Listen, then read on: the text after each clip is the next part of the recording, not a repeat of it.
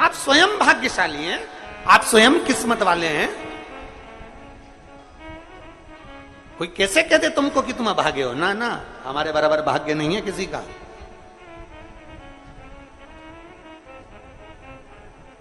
तुम्हारी ग्रह खराब है, तुम्हारे ग्रह खराब है। शंभेश्वर महादेव का नाम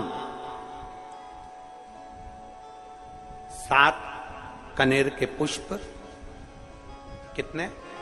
7 कनेर मालूम है?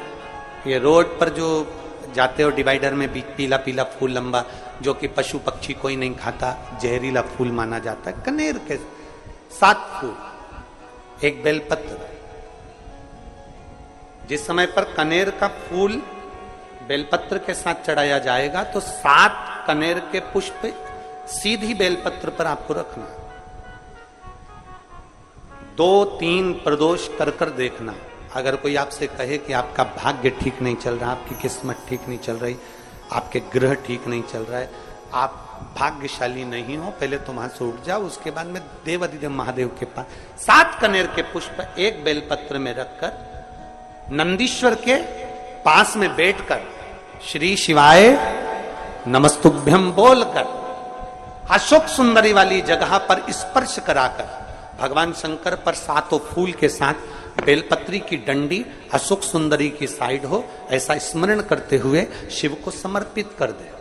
वही बेलपत्री 5 बार नमः शिवाय या पंचाक्षर मंत्र, षडाक्षर मंत्र या श्री शिवाय नमस्तुभ्यम बोलकर वही बेलपत्री 3 प्रदोष, 4 प्रदोष, 5 प्रदोष, 2 प्रदोष, जितने प्रदोष आप चढ़ा रहे हैं प्रदोष काल में, वो बेलपत्री लाकर अपने कक्ष में अपने पूजन वाले स्थान पर रखते जाओ।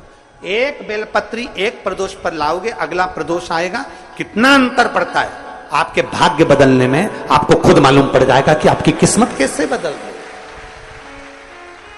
मेहनत आपको करना है, परिश्रम आपको करना है, लगन आपको लगाना है, और बेलपत्री और कनेर का पुष्प शिव को चढ़ा। चालू करो प्रदोष चढ़ाना। और जब प्रदोष चढ़ाओगे तो अगस्त के महीने की जो प्रदोष आएगी 17 अगस्त को, तब तुम सीहोर कावड़ भरने के लिए आओगे सरी, तब एक प्रदोष पे यहां पे भी चढ़ा ले, चढ़ाओ शिव शंकर का भजन। यहां नहीं चढ़ा सकते, अपने घर पर चढ़ाओ, अपने शिवालय में चढ़ाओ, अपने देवालय में चढ़ाओ, अपने नजदीक में जो शंकर मंदिर वहां चढ़ाओ। आराधना शिव की। कोई कह दे तुमसे कि ये ठीक नहीं, प्रथम आप ये जो कनेर के फूल चढ़ाओगे ना, इसमें श्रंभेश्वर महादेव का भाव होना चाहिए। श्रंभेश्वर महादेव, फिर से एक बार बोलो, कौन से महादेव? श्रंभेश्वर। और फिर एक निवेदन, मान लो कि डॉक्टर कह दे कि बच्चे की धड़कन नहीं आ रही है,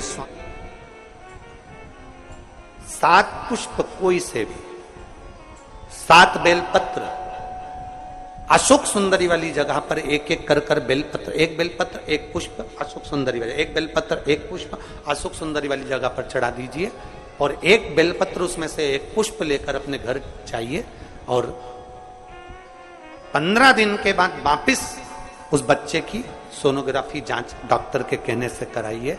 बाबा उस बच्चे की धड़कन, श्वास और शरीर पूरा देगा। श्रंभेश्वर महादेव में, श्रंभेश्वर महादेव का जब नाम लिया जाता है तो 33 कोटि देवी देवताओं का एक साथ नाम उच्चारण हो जाता है। 33 कोटि देवताओं। श्रंभेश्वर, बोल श्रंभेश्वर महादेव की जय। श्रंभेश्वर भगवान का स्मरण किया है। आगे वर्णन आया है भगवान के सुंदर आनंदमय स्वरूप का। जब भगवान देवाधिदेव महादेव आनंद में विराजमान थे, देवता और राक्षसों ने मिलकर मंथन किया, मंथन में विष निकला जो देवाधिदेव महादेव के पास पहुंचा। शिवजी ने विष को धारण करा, क्योंकि घर का जो बड़ा होता है, घर का जो बुजुर्ग होता है, उसको बहुत सहना पड़ता है, बहुत सहना पड़ता है। घर का जो बुजुर्ग है, घर का जो बड़ा है, उसको सहना पड़े, सहन करना पड़े। और सहने की आदत होना भी चाहिए।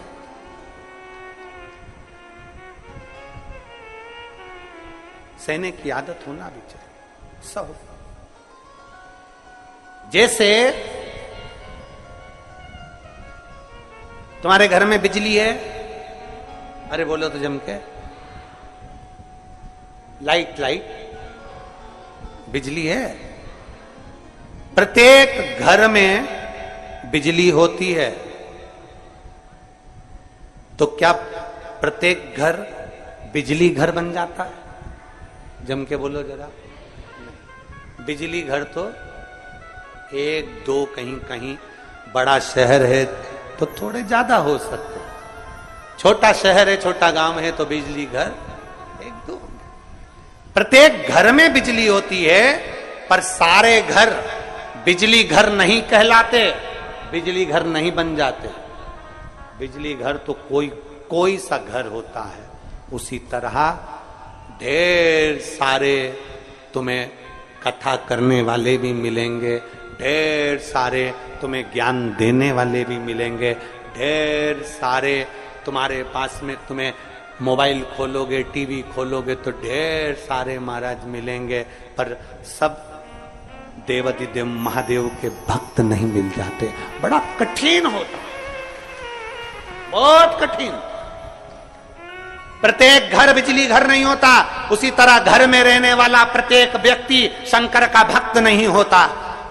उस घर में रहने वाले 10 लोगों में, 15 लोगों में, 20 लोगों में, 25 लोगों में, 5 लोगों में, 10 लोगों में कोई 1-2 ऐसे होते हैं, कोई 1-8-2 ऐसे होते हैं जो शंकर की भक्ति में डूबे होते हैं, शिव के स्मरण में डूबे होते हैं। घर वालों को लगता है कि काम पर काम हो रहे हैं, अच्छे काम हो रहे हैं, खूब अच्छे काम हो रहे हैं, पूरे खानदान में अच्छे काम हो रहे हैं। कई लोग कहते हैं इसकी कृपा हो गई, उसकी कृपा हो गई ना। जो रोज तुम्हारे घर में से कोई एक व्यक्ति शंकर को जल चढ़ाने जा रहा है, ये उसकी कृपा है जो तेरे घर में आज सब कुछ आनंद होता चलेगा, ये उसकी कृपा है। अंत बिंदु मेरा शिव है। चंचुला देवी हाथ जोड़कर कहती है, प्रभु कृपा करें। भगवान शिव विष पीकर नीलकंठ धारी बन जाते हैं। अमृत पीने वाले देव कहलाए और विष पीने वाला देवाधिदेव महादेव कहलाए। महादेव। थोड़ा दुख आए तो चिंता न करना, बाबा कुछ अच्छा करने वाला होगा। थोड़ा कष्ट आए तो चिंता मत करना, बाबा कुछ अच्छा करने वाला होगा। जल्दी से काम नहीं निपटे, बहुत मेहनत करना पड़ रही है। हम 3 बार 4 बार कुबेरेश्वर धाम आ गए, 5 बार आ गए, बाबा कब सुनेगा? चिंता मत करना, फाइल थोड़ी मोटी है, पर थोड़ा समय लगाएगा, करेगा। किसी को खाली नहीं भेजता तो तुम्हें कैसे भेज दे? किसी को नहीं भेजा उसने खाली। ये इतने एक बहन ने तो पूरी डॉक्टरों की 1 2 3 4 5 6 7 फाइल लगाई, 7 डॉक्टरों की, 7 डॉक्टरों की फाइल लगाई है। और सब डॉक्टरों ने कह दिया था कि तेरे घर संतान नहीं होगी, सुख नहीं। फिर भी शिव ने 1 साल नहीं, 2 साल नहीं, 3 साल नहीं, 4 साल नहीं, 5 साल बाद दिया। तो सब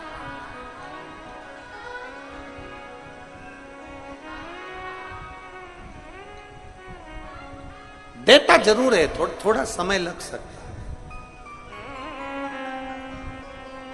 विष पीने के बाद भी बाबा का नाम नीलकंठधारी हो गया, त्रिपुंडधारी हो गया, त्रिकालदर्शी, कैलाशी, अविनाशी। क्या नहीं देता? शिव कथा कह रही है, भगवान शंकर का चरित्र कर रहा है, शिव महापुराण की कथा कर रहा है, ओगरदानी का चरित्र कर, बाबा के सुंदर 12 ज्योतिर्लिंग का चरित्र श्रवण कराया, वर्णन किया। फिर वर्णन आया है मल्लिकार्जुन का। कार्तिकेय बाबा जब रुष्ट होकर चले गए तो उनको श्री शैलम पर जाकर मनाया, मल्लिकार्जुन के रूप में विराजमान।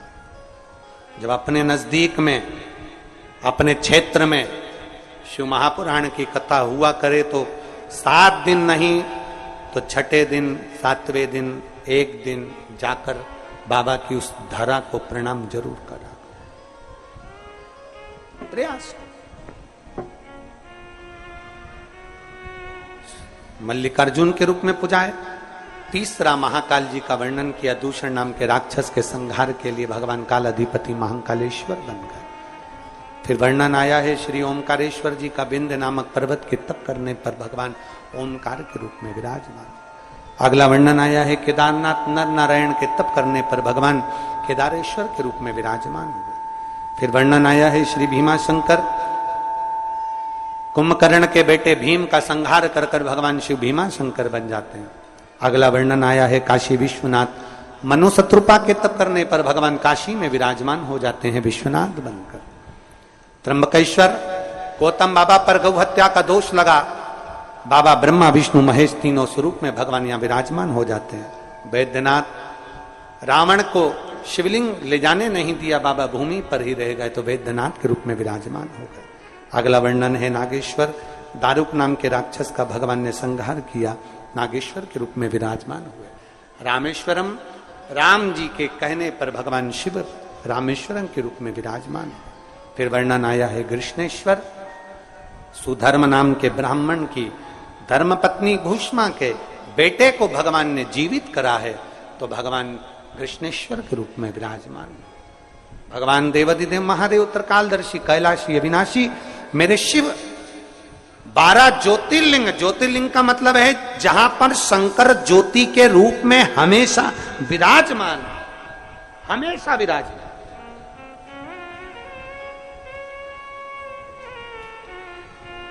एक ज्योति के रूप में मेरा देवाधिदेव महादेव वहां पर विराजमान, और वही ज्योति हम तो कई लोग कहते हैं कि आपके ये कुबेरेश्वर धाम के कंकर संकर में ऐसा क्या है, कुबेरेश्वर धाम में ऐसा क्या है। हम कहते हैं 12 ज्योतिर्लिंग